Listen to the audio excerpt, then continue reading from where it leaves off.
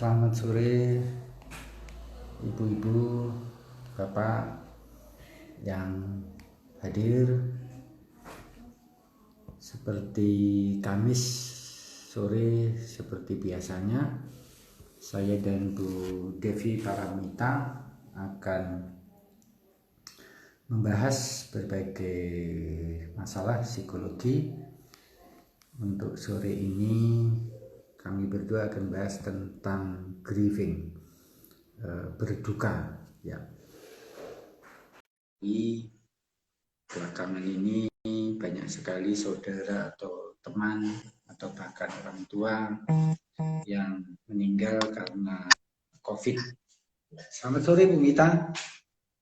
Selamat sore, Pak. Ini tema yang sudah diajukan Bu Mita sejak lama tentang berduka karena di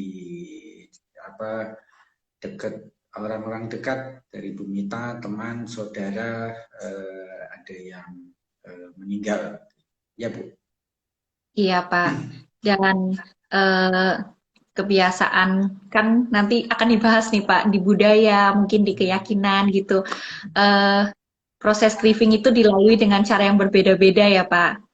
Tapi kita akan bahas sore hari ini bagaimana sebaiknya kita melalui masa duka tersebut supaya di hari-hari ke depan kita punya pola emosi yang lebih lebih sehat gitu. Ya, betul sekali. Tapi sambil menunggu kawan-kawan yang lain, saya sampaikan bahwa berduka tidak hanya karena kematian seseorang. Ya, secara umum sebenarnya antara grieving dan bereavement ya bersedih bergabung dan berduka biasanya dibedakan. Jadi sebenarnya pengalaman berduka ini luas. Misalnya kalau selama pandemi ini kan juga banyak yang di PHK ya Bu. Di PHK, Iya. kehilangan pekerjaan, bisnisnya bangkrut, itu juga bisa menimbulkan pengalaman berduka gitu ya. Begitu pula banyak anak selama pandemi ini juga mengalami depresi karena quote-unquote kehilangan teman, kehilangan sekolah gitu kan. Jadi selama 1,5 tahun lebih sudah sekolah online, itu banyak anak yang mengalami gejalanya persis seperti orang berduka. Begitu pula orang bercerai, kehilangan barang kesayangan, misalnya rumahnya kebakaran, gitu.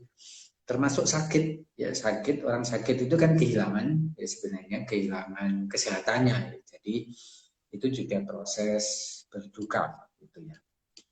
Itu yang akan kita bahas sore ini ya Bu. Jadi duka secara luas itu.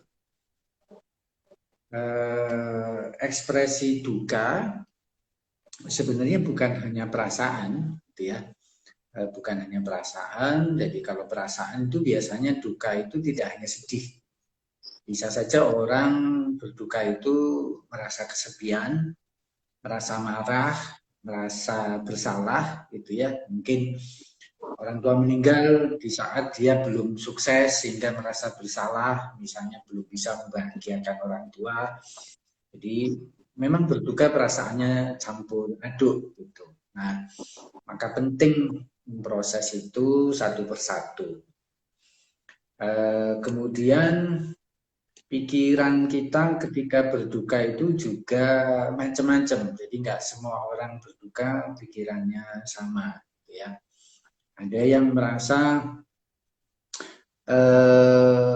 apa ya pikirannya naik turun gitu ya. Misalnya ada pikiran yang menyesakkan gitu ya.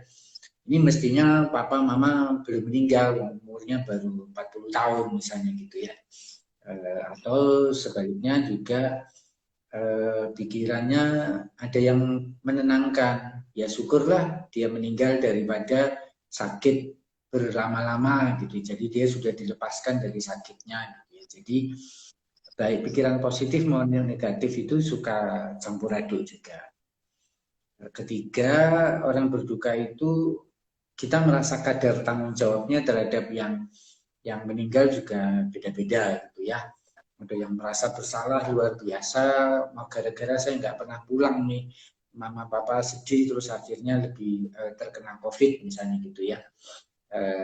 Tapi ada juga ya salah dewe misalnya gitu ya, bahkan sudah diberitahu gitu-gitu tapi nggak mau taat prokes gitu-gitu ya, itu juga ada yang seperti itu gitu ya. Juga perilakunya pun beragam gitu ya, perilaku orang berduka, ada yang habis kemarin ada yang meninggal langsung hari ini kerja sibuk gitu ya, tetap buka toko atau tetap malah pergi dinas luar kota gitu-gitu karena ya dia sebenarnya nggak sanggup memproses dukanya gitu ya. Tapi juga bisa ada orang yang memproses, jadi bikin jurnal gitu ya, kemudian menyampaikan perasaannya, curhat segala macam. Jadi proses kalau dikelompokkan ya, tadi ada perasaan, pikiran, rasa tanggung jawab, sama kemampuan mengekspresikan, itu secara umum orang berduka bisa dikelompokkan jadi dua, yang intuitif, yang tadi mampu mengekspresikan segala macam, dan yang instrumental. Jadi kalau yang dukanya instrumental tadi, yang sibuk kerja gitu-gitu, nah itu biasanya proses dukanya lebih lama, ya bisa bertahun-tahun gitu karena tidak diproses, ya. Itu dasar-dasar berduka ya Bu, untuk memahaminya. Iya Pak. Lalu tahapannya Pak, tahapan yang baik untuk melalui masa duka, kan tadi ada dua macam tipe ya Pak, instrumental sama intuitif. Apakah ada yang lebih baik? Terus kalau misalnya kita tipe instrumental, lalu kita harus bagaimana Pak? Kalau intuitif kan sudah bagus ya Pak, bisa mengekspresikan perasaannya. Ya, nah jadi sebenarnya ada berbagai macam teori tentang berduka. Yang paling terkenal itu 5 atau 7 tahap. Tapi belakangan ini teori-teori modern mulai meninggalkan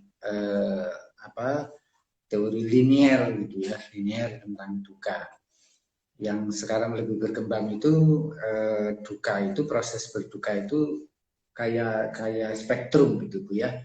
Ada dua proses yang menggeret kita ke belakang terus untuk masuk ke palung duka gitu ya, masuk ke danau duka.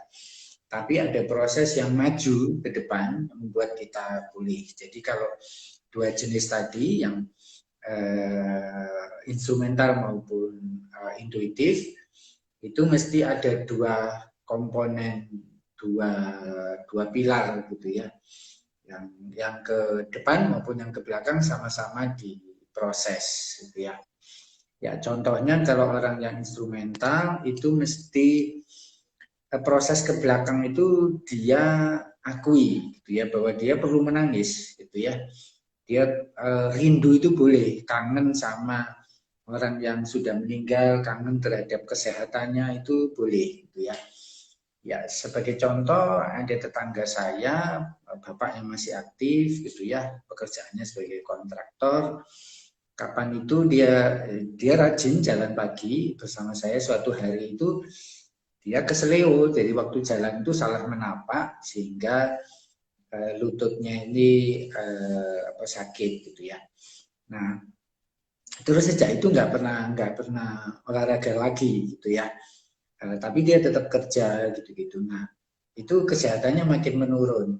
Maka saya sarankan pada beliau, boleh kita itu berduka atas kebugaran kaki ya, kesehatan kaki yang hilang itu kita proses dukanya gitu ya. Jadi boleh menangis, rindu, sedih, denial itu juga boleh saja, denial, asal diakui, oh saya ini denial gitu. Nah setelah diakui itu, segala sesuatu kalau diakui itu jadi enak, jadi nggak berlama-lama gitu ya. Udah denial terus menyangkal lagi, lah itu yang berbahaya. Enggak, saya enggak menyangkal. Menyangkalnya double jadinya gitu kan. Terus ya boleh juga misalnya memikirin gini, dulu Papa waktu meninggal itu dia begini-begini gitu ya, ya boleh saja gitu ya. Tapi kalau sudah 2-3 kali pernah dibahas, masih dibahas lagi bulan depan, sampai tahun depan masih dibahas lagi, ya berarti kita prosesnya nggak ada majunya, mundur terus gitu ya.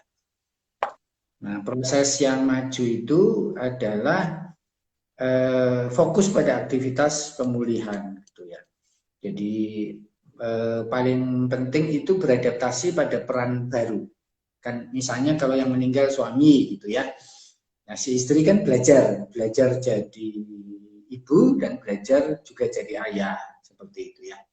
Nah, itu yang adaptasi peran baru ini yang penting gitu ya. Nah, kalau dulu dia misalnya ibu rumah tangga saja, nggak pernah bisnis, nggak pernah kerja, ini saatnya juga untuk belajar peran baru. Nah, yang memang berat itu jika belajar peran baru ini mendadak gitu. Jadi keluarga besar misalnya nggak mendukung gitu ya, nggak mau tahu lah, dia nggak ngasih support finansial gitu-gitu kan akan berat buat si yang berduka ini untuk belajar bertahap gitu ya. Juga yang penting rutinitas bersama mereka yang pihak yang meninggal itu untuk tahap awal itu perlu tetap dipelihara gitu. Misalnya sebagai contoh katakanlah Bu Mita kan juga baru kehilangan mertua gitu Bu ya. Nah itu rutinitas dengan beliau itu tetap perlu dijaga. Ya kira-kira 3 bulan, 6 bulan gitu. Misalnya katakanlah dulu beliau suka sarapan di mana gitu ya. Nah itu kita boleh tetap menjaga rutinitas sarapan itu, kayak ngobrol dengan dia, itu malah boleh. Itu bisa memproses duka supaya lebih maju ke depan gitu ya. Nah cuma yang tadi itu beradaptasi pada peran baru ini ya sebaiknya dilakukan seluruh anggota keluarga gitu, supaya enggak misalnya si ibu yang tadi juga belajar jadi ayah itu enggak seluruh bebannya ditanggung dia gitu, si anak-anak juga ikut berbagi peran, sehingga nanti kalau itu terjadi semua akan tumbuh gaya hidup baru. Itu sih proses duka yang ideal seperti itu. Ya. Lalu Pak, rutinitas yang misalnya dilakukan nih, rutinitas bersama atau orang yang meninggal itu kan kita lakukan itu Pak, untuk menimbulkan sebenarnya rasa aman gitu ya Pak, masih punya rasa aman. Itu kira-kira berapa Betul. lama Pak? Supaya tidak menjadi terlarut-larut gitu Pak. Ya, tadi antara sekitar 3-6 bulan tergantung juga kedekatan orang ini gitu ya. Jadi juga dinamika hubungannya dulu seperti apa. Karena kadang-kadang begini, jadi hubungannya nggak selalu yang positif ya Bu. Jadi misalnya ada suami istri yang katakanlah suaminya ini pelaku kekerasan gitu ya, tiap hari mukulin istrinya. Nah itu bisa saja malah ketika suaminya meninggal, dia mengalami duka yang sangat kompleks gitu ya, duka yang sangat kompleks. Jadi dia bukan hanya kehilangan si suaminya, tapi juga sulit beradaptasi pada situasi dia nggak dipukuli lagi. Gitu. Ya, nah itu bisa dia butuh waktu untuk adaptasi tadi lebih lama gitu untuk rutinitasnya gitu ya. Tentu bukan rutinitas dipukulinya yang dipertahankan gitu Bu ya. Tapi rutinitas misalnya waktu tadi pagi sholat bareng atau apa gitu ya, itu bisa dipertahankan gitu ya. Oke, lalu Pak, dari kan kalau budaya setiap kota, setiap wilayah kan beda ya Pak? Atau mungkin ada suku-suku tertentu itu berbeda. Bagaimana menyinkronkan gitu ya Pak, menyinkronkan secara umum pola menghadapi duka yang sehat dengan dengan adat istiadat atau kebiasaan-kebiasaan yang ada, Pak. Sebagai contohnya, Pak. Sebagai contoh, kalau di keyakinan saya bahwa meninggal itu, mati itu adalah suatu keuntungan gitu. Kita harus bersuka cita. Sehingga kita kadang-kadang dipaksa untuk ya bersuka cita gitu. Karena yang meninggal sudah ada di surga gitu. Bagaimana Pak menyinkronkan seharusnya dan adat istiadat yang sudah berlaku gitu Pak, atau yang dipercayai? Ya, kita sebagai profesional di bidang kesehatan jiwa ya Bu Mita, menurut saya sih pedoman utamanya kesehatan jiwa gitu ya.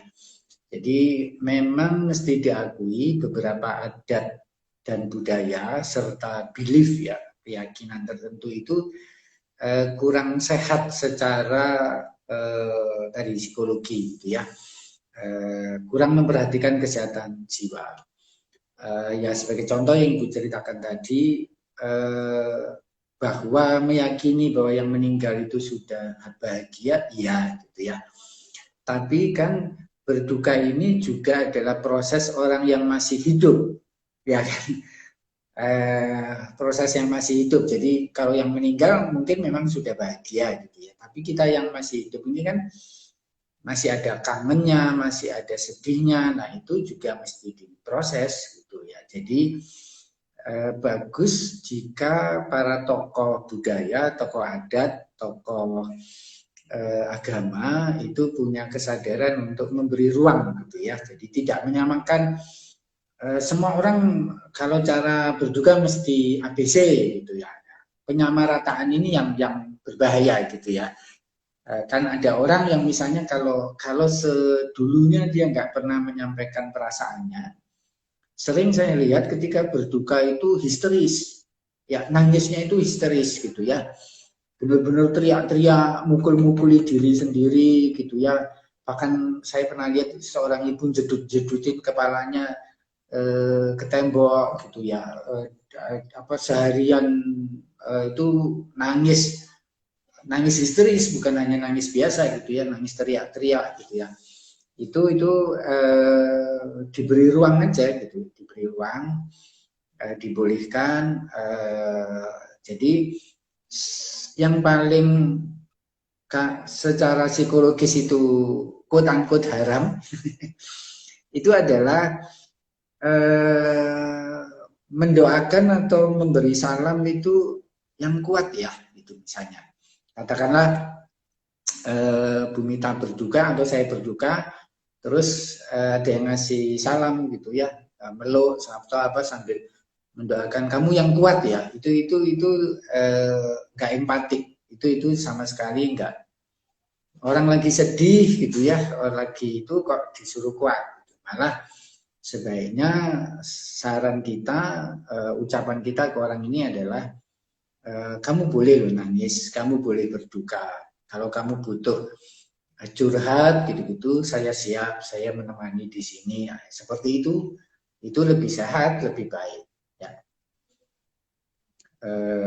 Itu, tapi juga ada budaya yang di suku tertentu itu memang didorong juga untuk berduka itu sama dengan menangis lama gitu kan. Saya masih ingat dulu waktu tinggal di Surabaya, kalau tetangga yang Tionghoa itu meninggal, itu mereka bisa seminggu itu nangis gitu. Walaupun yang nangis itu biasanya kan orang yang disewa untuk menangis gitu ya. di depan apa itu coffin-nya ini ya, coffin itu peti matinya itu, di depan peti matinya itu gitu. Ya, di Bali kan orang meninggal juga ya karena mantan istri saya orang Bali, jadi baru-baru ini omnya anak-anak itu meninggal, itu prosesinya kan juga sangat pelik gitu kan. Tapi ada yang prosesinya sederhana. Ya. Iya. Jadi kalau ada orang di sekitar kita yang berduka, sebaiknya ucapan apa-apa yang misalnya praktis kalau selain kamu boleh menangis gitu kan kalau kita deket nih Pak. Sedangkan mungkin kan ini udah antrian udah panjang ya Pak. Kadang-kadang kita juga nggak bisa ngomong panjang lebar. Bolehkah kita bilang turut berduka ketika kita juga ngeliat, oh teman kita tuh bersedih gitu. Saya menyarankan tidak mengucapkan kalimat turut berduka, apalagi jika kita nggak dekat. Ya, kalau dekat kan mungkin aja ya Pak. Misalnya, Bu, misalnya katakanlah saya pegawainya Bu Mita gitu ya.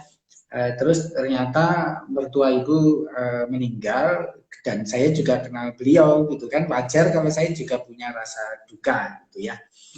Itu sebabnya saya nggak pernah mengucapkan turut berduka cita bahkan pada teman sekolah saya yang saya nggak kenal. Ya, saya nggak kenal terus saya seperti pura-pura kalau begitu. Wong setelah nulis itu misalnya atau setelah mengucapkan itu ya di hati kita nggak ada duka. Itu malah menyakiti orang yang diberi salam gitu ya.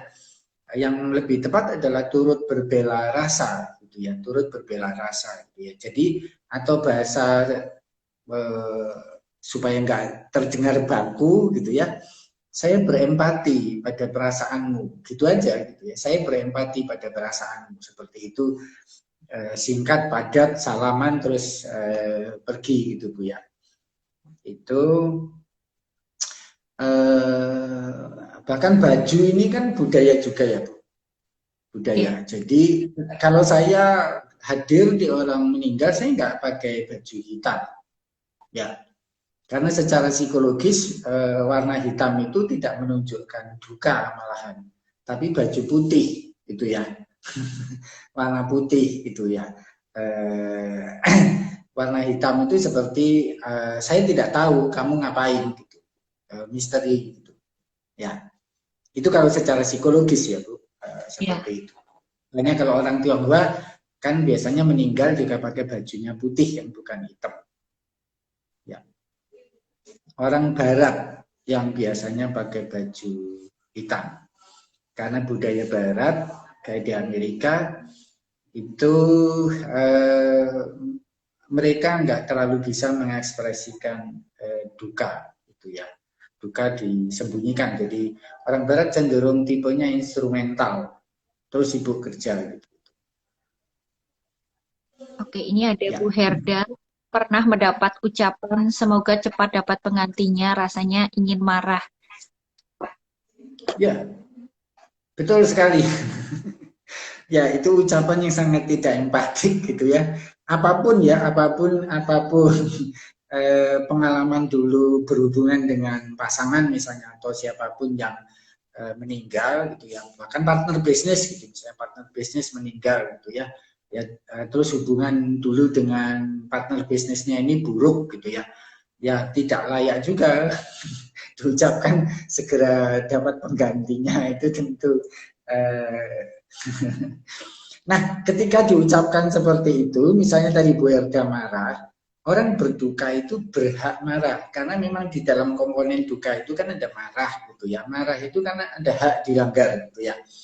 Entah marah itu kepada Tuhan gitu ya, marah kepada yang meninggal atau marah kepada diri sendiri gitu ya. Karena kok saya nggak perhatian ya sama dia, terus dia tiba-tiba meninggal gitu. Jadi kan banyak perasaan yang berkaitan dengan duka itu sebenarnya urusan kita ya, bukan urusan yang meninggal gitu. Jadi boleh Bu Herja bilang saya sakit hati gitu ya, jadi bisa menyatakan secara asertif saya sakit hati, kamu menyatakan saya segera dapat menggantinya seperti itu ya. Yang penting nggak histeris saja.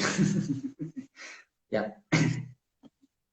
Oke Pak, lalu tips mengatasi atau pulih dari duka Pak, boleh dibagikan Pak? Ya, pertama, nah ini berkaitan dengan Bu Herda tadi.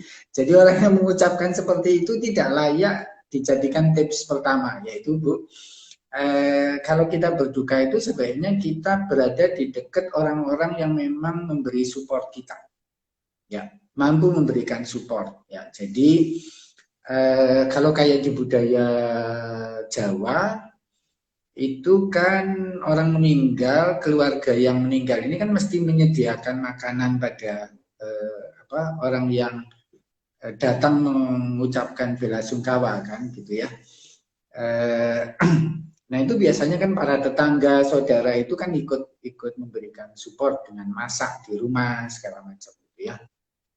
Nah cari orang-orang yang seperti ini, yang mampu memberikan support ya. Itu yang bisa curhat. Nah jadi kalau pas Bu Herda curhat atau siapapun yang berduka curhat, terus yang dicurhati itu bilang yang kuat gitu aja, gak usah dipikirin ya, gak usah mikir yang berat-berat gitu-gitu, ya tinggal aja ya, ganti sama teman yang lain yang mau dengerin gitu ya. Intinya kalau nyari orang yang mau mendengarkan gitu ya. Terus kedua mesti bersikap lembut, sayang pada diri sendiri gitu ya. Jadi kalau misalnya setelah berita kematian itu kita pengen tidur seharian, ya kasih kesempatan sama diri sendiri, nggak usah, aduh besok anak-anak sekolah gimana gitu-gitu ya. Anak-anak akan mampu bangkit sendiri, ya. Jadi beri waktu pada diri sendiri, nggak usah terlalu keras pada diri sendiri, gitu ya. Bahkan kalau misalnya katakanlah kita berduka terus pengen menghibur diri dengan nonton katakanlah film seri Friends gitu ya, terus ketawa, ya bukan berarti kita nggak berduka gitu ya. Boleh saja orang berduka itu menghibur dirinya sendiri gitu ya. Itu diterima. Kemudian tadi rutinitas tetap dijalani. Kalau tadinya nggak ada rutinitas, ya kalau tadinya itu hidup kita orang yang termasuk sangat fleksibel, sebaiknya ketika kita kehilangan sesuatu, ada yang meninggal itu kita malah bikin rutinitas. Ya, jadi kalau tadinya pagi nggak olahraga, ya olahraga pagi, yoga, stretching gitu. Karena berduka itu sangat gampang buat kita sakit, ya karena hormon yang membuat kita sedih itu memang racun, jadi mesti didetoks dengan yoga, stretching, makan makanan sehat seperti itu ya. Terus paling bagus menulis jurnal ya Bu, menyampaikan surat gitu ya. Kalau perlu surat kepada orang yang meninggalkan kita itu ya. Kalau bercerai ya nulis surat kepada si perceraian itu. Kalau orang yang wafat ya nulis surat kepada yang wafat, walaupun nggak perlu disampaikan ya, nggak perlu sampaikan juga ke kantor pos, cukup di buku jurnal seperti itu. Kemudian nggak usah tergesa-gesa. Kalau perlu dalam 3 bulan awal itu malah memperlambat irama hidup, gitu ya. Jadi lebih santai gitu ya, boleh gitu ya, asal tetap kerja gitu ya, bukan berarti nggak kerja. Juga penting usahakan bisa tidur teratur gitu ya, tidur teratur ya, enggak, kalaupun nggak bisa lama, yang penting tidurnya teratur gitu ya. Terus tadi ya bolehkan diri kita bergembira gitu ya.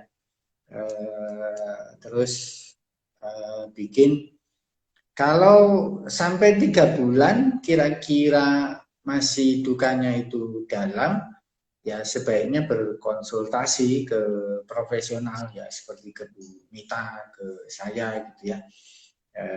Intinya psikolog, psikiater atau konselor yang terdekat di tempat Ibu Bapak gitu ya. Jadi salah satunya adalah menulis surat ya Pak, menulis surat misalnya orang yang kepada orang yang meninggal gitu ya Pak. Ya, dulu saya ketika ya meninggalnya ibu dan ibu saya khususnya itu sangat mengejutkan buat saya karena beliau sangat sehat, meninggalnya juga pada saat beliau sedang keliling apa itu wisata Wali Songo gitu ya. Jadi pada saat sholat subuh di Masjid Menara Kudus, saat apa itu sujud gitu terus gelundung gitu meninggal. Jadi serangan, ya kalau secara medis berarti itu kan serangan jantung gitu ya. Ya walaupun dipuji-puji orang, banyak orang memuji-muji karena meninggalnya pas sholat, ya bagi saya ya itu syok, kesedihan karena saya merasa anak kesayangan gitu ya. Jadi itu saya cukup lama sampai 2-3 tahun masih rutin menulis surat, rutin juga ke makamnya ngobrol ya. Jadi tadi rutinitas yang biasa saya lakukan karena saya dulu senang ngobrol dengan ibu saya, tetap saya lakukan gitu ya. Datang ke makamnya, walaupun ada teman kuliah saya bilang, kan bisa ngobrol dari jauh di sini di kos-kosan. Saya bilang iya, tapi saya butuh physically gitu ya, hadir gitu ya, memeluk pusaranya gitu-gitu, itu bagi saya perlu ya. Jadi yang paling penting karena pengalaman duka itu privat, personal, nggak perlu membandingkan dengan orang lain gitu ya. Jadi misalnya kalau buat Bu Mita, apaan kayak orang gila datang ke makam ngobrol gitu ya, ya nggak apa-apa, itu Bu Mita gitu ya, bisa diterima gitu. Bagi saya itu juga wajar juga, jadi ibu bapak nggak perlu merasa ajaib, aneh, gila atau apa karena cara berdukanya kok beda dengan orang lain gitu ya. Yang penting adalah bisa mengekspresikan diri sendiri ya Pak. Betul betul itu ya.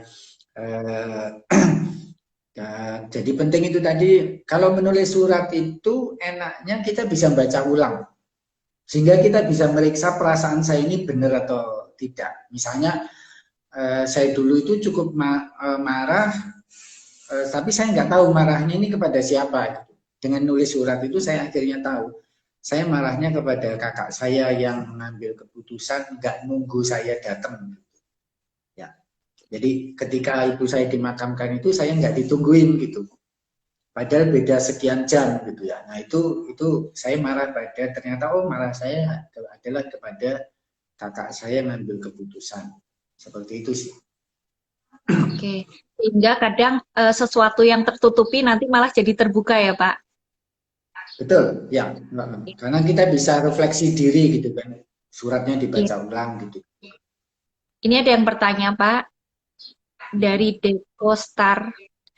Seberapa efektif menulis jurnal terhadap kesembuhan dari berduka bagi anak yang merasa bersalah atas kepergian orang tuanya, Opa? Ya, kalau anaknya masih kecil, nulis surat ini bisa diganti dengan doodling, menggambar, gitu ya, jurnal menggambar, rutin menggambar. Biasanya tema-tema duka itu akan muncul pada anak-anak.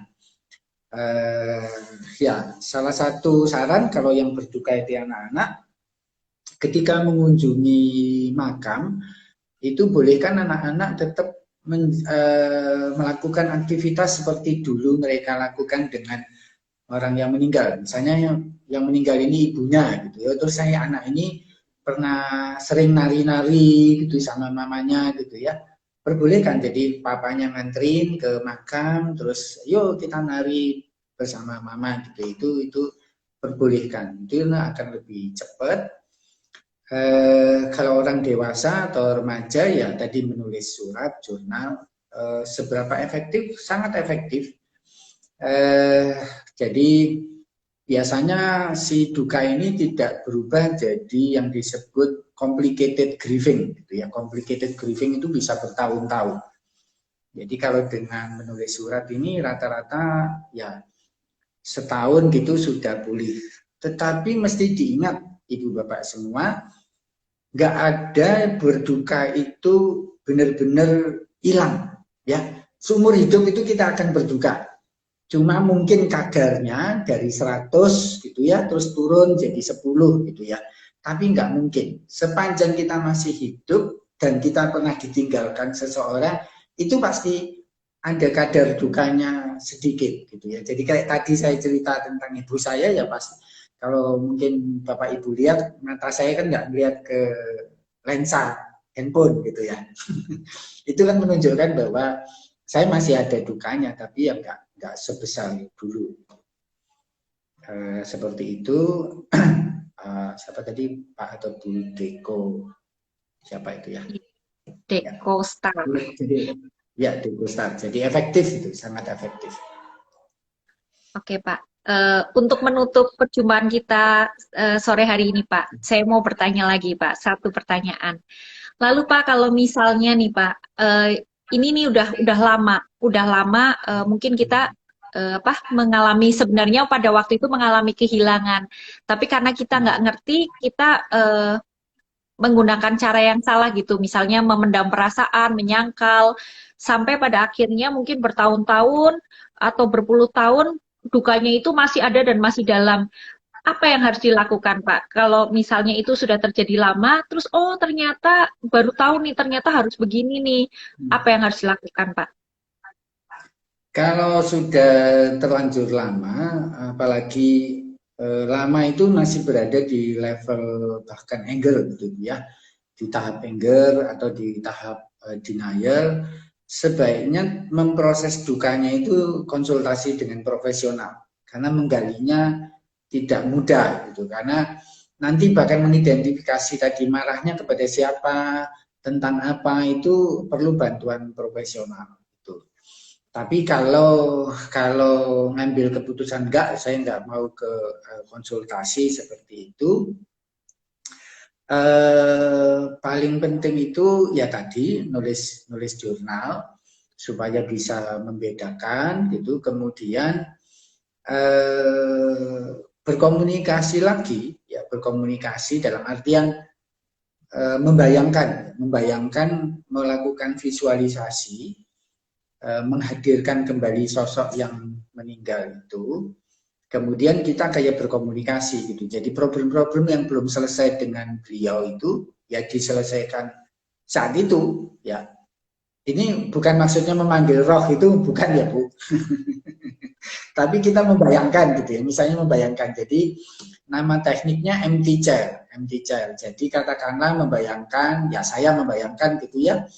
Ibu saya ada di kursi rotan yang biasa beliau duduki gitu ya. Terus saya ngobrol tentang sesuatu, misalnya tentang istri saya atau tentang anak saya gitu ya, mengenalkan calon menantu saya gitu ya. Itu perlu dilakukan untuk persoalannya ini selesai gitu ya. Itu lebih sehat seperti itu. Ya. Oke, Pak. Ya, terakhir kalau sebelum ditutup sih sebenarnya duka ini luas. Kapan-kapan boleh kita membahas tentang anak-anak atau remaja bahkan orang dewasa yang dilarang berduka oleh lingkungannya. Ini tema yang jarang dibahas sama orang. Ya, misalnya contohnya gini, ada anak adopsi, ya, banyak sekali kasus anak adopsi itu hidupnya kayak berduka terus. Kenapa? Karena dia kehilangan orang tua kandungnya. Ya, bahkan kalau orang tua kandungnya ini masih hidup, gitu ya, itu dia kayak berduka, gitu. Tapi orang nganggep itu kamu nggak perlulah berduka, gitu. Wong masih ada, gitu ya. Atau anak-anak yang kehilangan misalnya ikan emas, ikan koi peliharaannya ya ikan cupang peliharaannya mati, terus si anak berduka gitu, orang tuanya bilang, "Halo, cuma ikan aja kamu sedih," gitu ya. Nah, itu berat, itu malah menimbulkan trauma di dalam diri. Mungkin kapan-kapan kita bahas itu ya, karena cukup Pak, banyak itu sebenarnya. Ya. kalau tadi anak adopsinya, Pak, misalnya anak adopsinya itu diadopsi dari bayi, Pak, terus dia nggak ngerti, apakah dia tetap merasakan duka tersebut, Pak? Ya, biasanya gitu. Karena kan 9 bulan di kandungan itu bondingnya sangat kuat ya, Bu.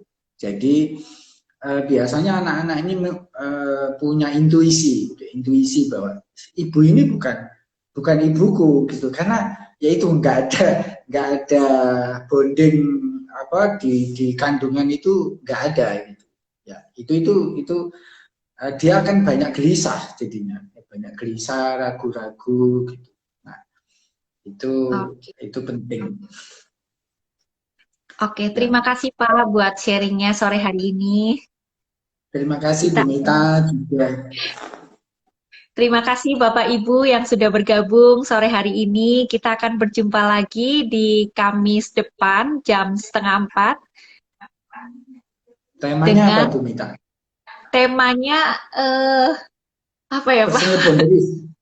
Betul Pak, Personal personal boundaries. memory. Ya. Iya, Ya. sepertinya itu. Nanti kita akan upload tema untuk Kamis selanjutnya. Terima kasih Bapak Ya. Ibu, terima kasih Pak. Selamat sore, Tuhan berkati. Sore.